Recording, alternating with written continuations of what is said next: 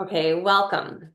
I've prepared a beautiful lesson. So, for the women who are here live with me, and for you watching on the replay, I would love for you to take notes so that if any time you are in your lifting journey or you're in your fitness journey and you're feeling a little bit lost, this is a teaching and a talk inspiration to bring you back to some of the key principles and also understanding yourself as your own coach and understanding some of the nuances. And I'm going to provide a really good coach isn't someone who tells you what to do. They tell you how to think for yourself. The same with a parent. As a parent, you don't want to be telling your children what to do so that they don't know how to think for themselves. I think that I can provide for you the science, what I have learned, but also, Alexa and I were talking a little bit yesterday on the hike. We are told that, the heavier the better, this many reps, but as perimenopausal women, I actually found that some of that heavy lifting science applied to my shoulders wasn't very helpful or didn't make me happy. And that's not where I want to go with it. So I've kind of scaled back. And even though science says, I just didn't feel like it was appropriate for so many women. I hear it so often. Our shoulders are just, I don't think at this age, as we start to lose estrogen, as we're more prone for inflammation, as we're at our computers, as we have a lot of stress, that's the area where we need to put a ton of this load. And we don't have to get the benefits of what we're trying to achieve. Again, none of us are hoping to get into this bikini body competition physique. Like, that's not, I know who's in this group. I know who's watching this video. I know that we care deeply about just maximizing our time for the for like little bit of time for maximum benefits. Like, that's what we want, and we enjoy working out. We're the kind of people who that's not the hard part, working out, but we want to make sure that the time that we secure around our workout time is doing us a favor instead of raising our cortisol, instead of like a lot of the cardio classes which we believed were so good for us. They're just making us tired and stressed instead of building a lot of muscle. And so we learn that in the program. And so I'm going to dive in here. So I really do encourage you to take notes. Just so I can do double screen here so I can see. Okay, so let's ground in. I have an intention for our call today. And you can write this down. And this has been the theme of the year with a program I'm going to do, Sacred Space, in the Satnam series. It has been deepening the trust within yourself. So you can just write that down and let that ground in your body. The intention today for this session is to deepen your trust in yourself. So as you hear the things I say, you're going to be thinking about, do I believe that?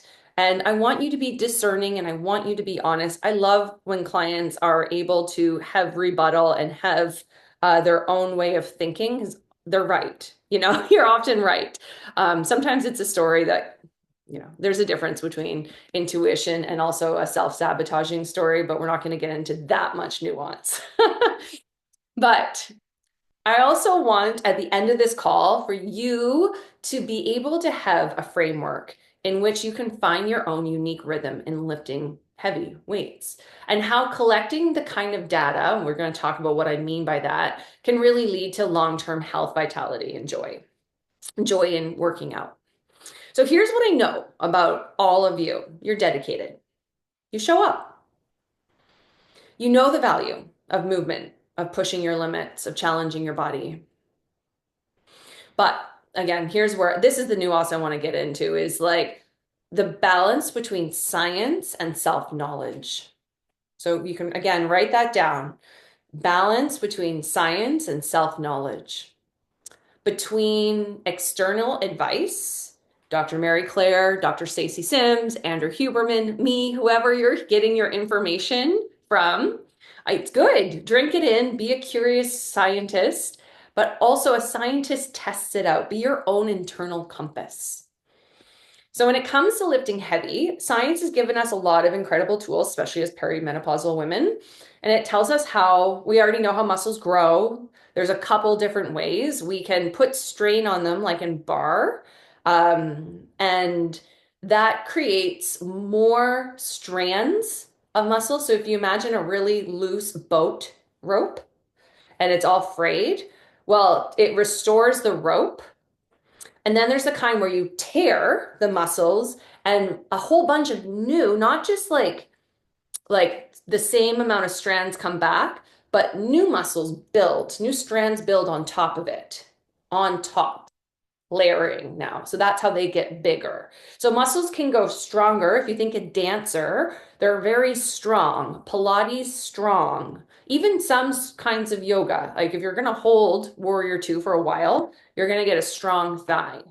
So there's like building strong lean muscle and then building bigger muscles. So progressive overload is the kind that we talked about in Lifts and Legends. And it is a great tool in the toolbox to avoid plateaus.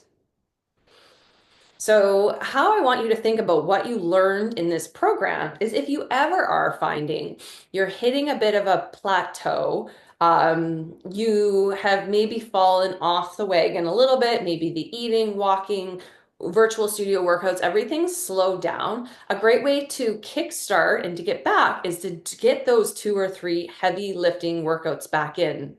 That's a really great way, like, to think about this. So if you're thinking now, so still thinking about the science of progressive overload, meaning, again, let's just refresh right from the beginning. We're choosing major muscle groups.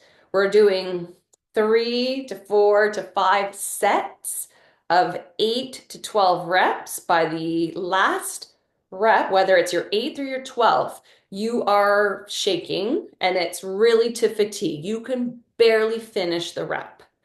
Okay. So this is the GPS system. It gives us the direction, tells us like what to know, right? But because this is your life, only you know what kind of traffic patterns that you're coming up against.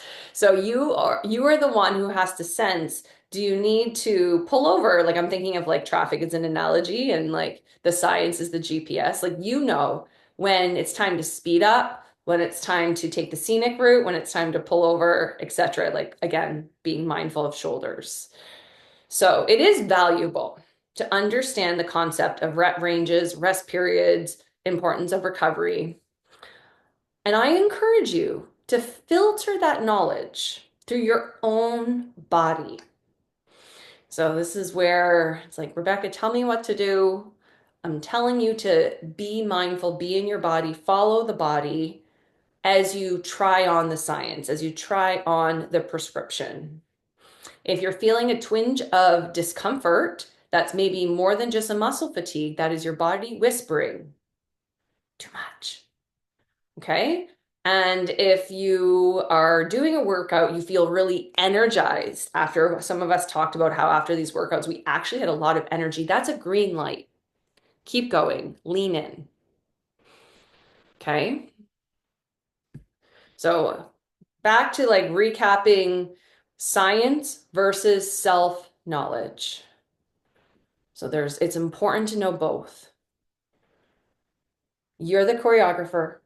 You get to create what feels sustainable in your life. Now, moving on to like talking about like if you're like, this okay, I really do want to take what Rebecca's saying and put it into practice.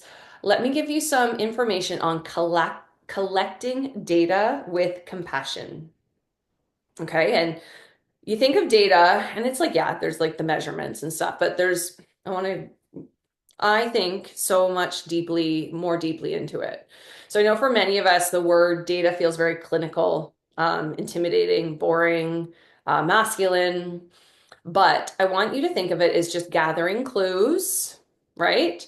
You can be on a treasure hunt, and the treasure is like your best self. So you're really trying to find the clues for your best self. So you start by asking yourself, and again, writing this down, what is the story my body is trying to tell me? What is the story? Because there's more than just one, it's more than just muscle soreness. You can uncover that story by paying attention to these key signals. Bullet point one, measurements. Let's start with like the obvious ones. Are you tracking your progress through noticing how many reps you can do with the 15s? Are you noticing your clothes size? Are you actually taking measurements? Are you weighing yourself? Again, these are all not perfect. There's no which way to like have a perfect way to collect this data. We know our weight fluctuates a lot as women. We also know that weight, like muscle, weighs more. But I mean, these are all good data points. So measurements, all the different measurements I would say are your body comp measurements, your actual sheet of tracking, and things like weight. Then there's energy levels. Are you noticing some days you feel unstoppable and some days you feel sluggish? Start to reverse engineer. Why?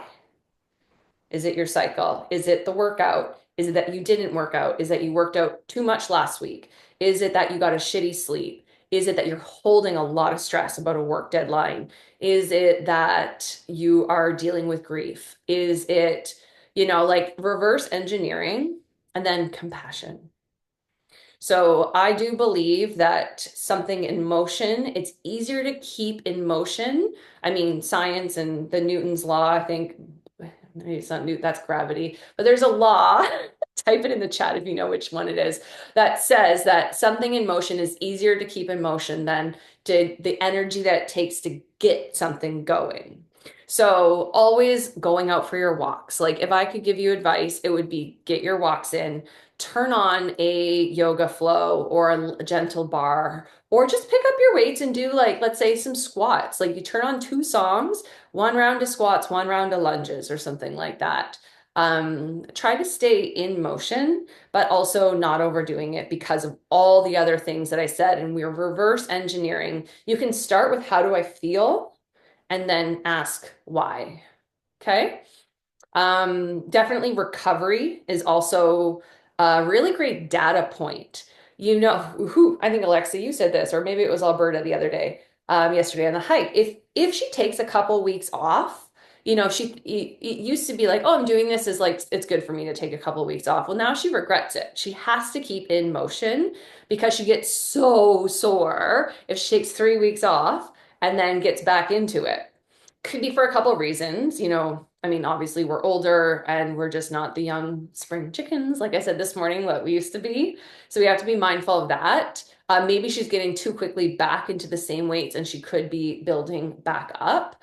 But your recovery, if you're finding that you are not recovering, like let's say you are in motion, you've been doing the same thing for a while, and now all of a sudden, I'm more sore. I'm my neck always hurts. Start to reverse engineer again. Ask the question, why? What is the story my body is trying to tell me? Are you eating enough? Are you eating properly? Like enough protein and carbs and building blocks? Are you hydrating enough? Are you hydrating properly? Right? Like drinking while you work out and making sure you get lots in the morning, adding a little bit of the amino acids, the creatine, the sea salt, to get good hydration. Are you sleeping weird? Are you doing something new that like, are you all of a sudden skiing on the weekends with your kids or something like that? You're like, oh my God, my legs are so sore after a weekend. Well, maybe it's because you skied all weekend, right? So just again, listening to the story, this is all information. We're collecting data with compassion so we know what we want to do tomorrow. We know how to set ourselves up. We know how to work out when we show up for the workout because we already know the science. But we have to filter the science through the self-knowledge. And I'm giving you like lots of examples for that with compassion, right? And we just don't even judge ourselves. These are all just things that we're all going through. So I talked about energy levels, sleep, food, recovery. And then lastly, yes, mood and stress. So never, never, never. You really, I hope everyone got to watch Zoe's talk on the nervous system from Satnam series. Like I said before, it was worth $1,000 alone, that talk. You don't get that kind of information. She's worked with Gabor Mate, Peter Levine, the world's best. She's done 20 years in somatics, and she gave us so much information about that functional freeze, the somas, the getting all the way into dorsal where you can't get yourself up out of it. And what she was saying is do never underestimate the impact of stress and trauma on your body and your energy. I mean, we have been told to override it for so long, but at some point you're gonna redline, and I don't mean like die, but like hit that dorsal where you actually cannot even get your nervous system into feeling anything. And so, not that that's not what this program is about. But mood and stress, even if you're feeling irritable, what is the story your body is trying to tell you? Yeah. I was having some pretty dark thoughts last night. I was feeling really sad about a recent loss and just ruminating over things that have happened in the past couple months. And I was like having a hard time sleep. I'm going to share. I was quite anxious and I had a beautiful day. So reverse engineering, I was like, I had such a great day. I got to hang out with some of you guys on a walk, beautiful walk, like had gorgeous. And then I started my period this morning unexpectedly. I don't know, 3 weeks, not even 2 weeks since my last one. And I was like, okay, so looking back, reverse, I can know. And then this morning, I felt fine in the workout, but maybe on Wednesday, I'll have to chill. Or maybe I'll be a little bit sore and I know I need a magnesium bath. Like there's things we can do to take care of ourselves. And it's so important that we help ourselves manage our mood and our stress and we take it in as data when we're forming our workouts, when we're thinking about our plan. Okay, so there's the thing about data. All this data, it's not just numbers on the page, it's an actual practice of awareness, mindfulness, paying attention to the moment. So I just want to give an example. Instead of saying, I felt too tired today to work out, you might want to just sit with that feeling for a moment. Like, let's say you're journaling, it's the end of the day, and you're like, I felt too tired to work out. Catch yourself in that moment. What is the feeling behind that? Was it tiredness, poor sleep, stress, overtraining, emotional? Are you navigating something heavier? If you bring mindful into this process, the data becomes something so much more. It becomes insight. It becomes wisdom. Again, this is the theme of all of the coaching I want to do this year, is learning how to know how that insight can help you. So over time, as you get better at insights, these insights create your own personal blueprint for success. So to become your own guru, which is someone who brings someone to the light, to become your own coach. I mean, you don't have to make up your workouts. I want to continue being that person for you. I want to continue to bring the energy and the fun. But for you to know your rhythm, how many times should I go back to a heavy lifting? Should I do a virtual studio? Should I skip it and go for a walk? How to be your own compass. What does this all look like in practice? Means one, it means trust your body. Trust that your body knows the difference between discomfort that helps you get bigger. Like the all Instagram is always telling me, you have to grow in the discomfort zone. True. You will not grow if you don't try new things and if you don't try hard. But you also need to trust that your body knows the difference between what that is and what pain and like overdoing it and injury is. So write it down. Trust that your body knows the difference between discomfort that grows, that makes you grow, and pain that stops you. Becoming your own trainer, what this looks like in practice is recognizing patterns. Y'all, we all run on patterns. Noticing things like when I lift heavy, some of you said, I have more energy compared to when we do more of the cardio hits. noticing when I do a workout first thing in the morning, I actually get a great sleep that night versus if I leave my workout till later in the night, my sleep is more shit. What else? I mean, we'll get when I turn off the recording when we start chatting, if anyone wants to share. If right now you have a pattern that's coming up, definitely for me, I lean into running. I don't think anyone needs to go running, but I actually have just recently rekindled my joy with running. And I only get out maybe twice a month, maybe three times. And I'm very careful as to when I do that. And I notice it's oftentimes in my follicular phase. It's a pattern. And if I have a big carby weekend, lots of pancakes and pizza, that's when I also feel like Sunday afternoon, I feel like running.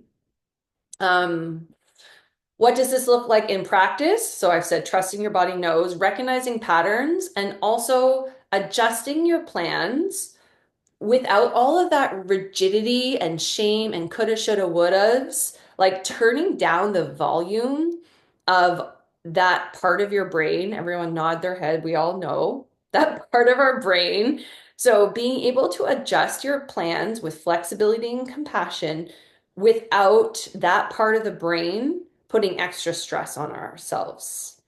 Can you actually lovingly lead yourself into a different way of being that week because you've had a stressful week, because you're injured, because you're on your period, because whatever reason, without all of the noise? Like turn down the volume of like, but Stacey Sims says, but Dr. Mary Claire says, but blah, blah, blah, blah, blah.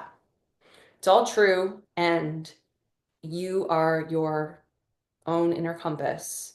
And when you do all this, you should be able to actually lovingly, with so much freedom in your heart, navigate the week and know what's best for you and still see results. I don't want any of this to detract from like, I know who, again, I spoke to this. I know who you are. I know what you want. You guys want to have a certain amount of results and continue to up level and refine your physique. This is how long term you do it. So the more you trust yourself, the less you rely on external validation. That's with everything. And again, I would write that down and come back to that. I think it's so important. The more you trust yourself, it's a scale, the less you rely on external validation. You stop needing someone else to tell you you're doing enough because you already know. I already know I'm doing enough. You're tracking your progress. So you know how much you're working out. Be honest with yourself. This is like literally what I'm talking about is true self-honesty here with turning down the volume of what coulda, shoulda, they said, blah, blah, blahs. So being super honest with yourself, trusting yourself. When you do this, you realize you don't need someone else to tell you. You already know. You're tracking your progress, you're listening to your body, and you're seeing results.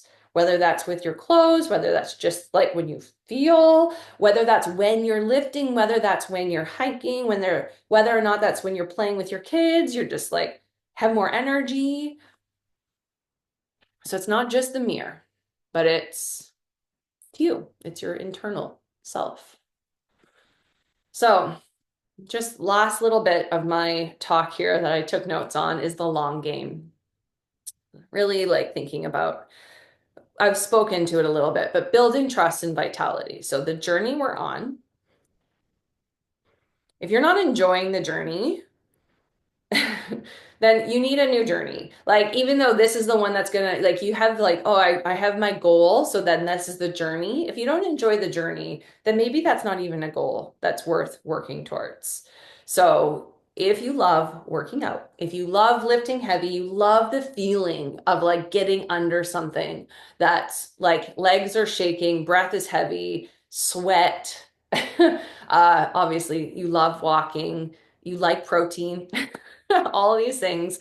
It's also important because this is like, this is it. This is life. And we're creating not just a long lifespan, but a long health span. I spoke into that. where for the rest of your life, you do feel strong, you do feel vital, active, you're engaged with your life. So the secret, which is a non-secret, is you do. I'm not speaking to someone out on the street. I'm speaking to the women who I know signed up for this program, and most of the women in my virtual studio, is that you already have the tools you need.